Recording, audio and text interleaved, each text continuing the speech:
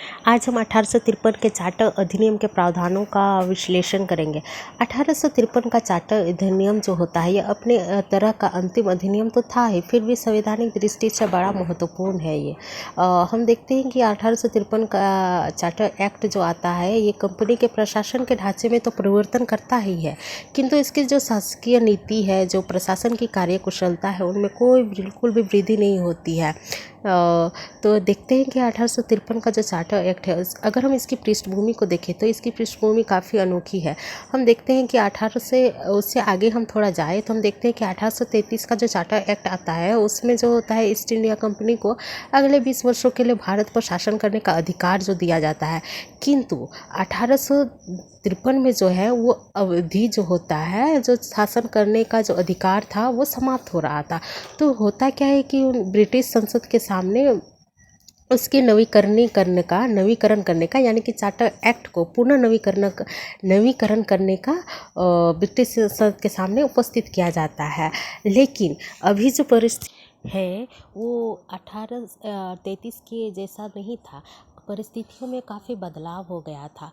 तो होता क्या है कि जब 1853 का अधिनियम को पारित करने का समय आया तो काफ़ी ज़्यादा विरोध और उग्र भी हो गया था। खासकर तीनों प्रेसिडेंसी, बंगाल, मद्रास और मुंबई के तीनों प्रांतों के जो निवासी थे, उन्होंने भी विद्रोह कर दिया और ब्रिटिश संसद से वे लोग प्रार्थना करने लगे कि वो कंपनी को आज्ञापत्र ना दे।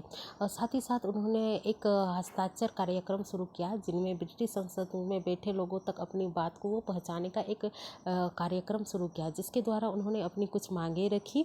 क्योंकि अभी जो समय था वो 1833 के जैसा समय नहीं था।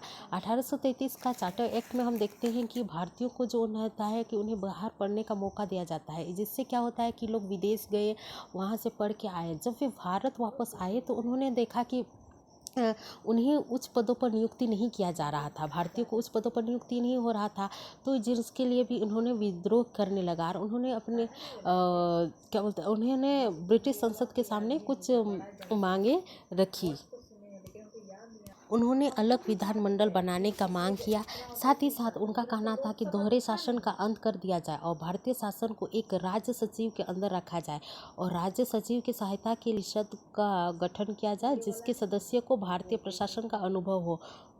साथ ही प्रार्थना पत्र में यह भी मांग की गई कि भारतीय सिविल सेवा समस्त प्रजा के लिए खोल दी जाए और अंत में 1853 का एक्ट पारित हो जाता है। इस प्रकार हम देखते हैं कि 1853 का जो चार्टर एक्ट होता है, वो एक तरह का विधि परिषद था, बना दिया गया था और इस प्रकार 20 साल वाला अधिकार तो समाप्त कर दिया गया ही था। साथ ही साथ खुली प्रतियोगिता एग्जाम की भी व्यवस्था की गई थी।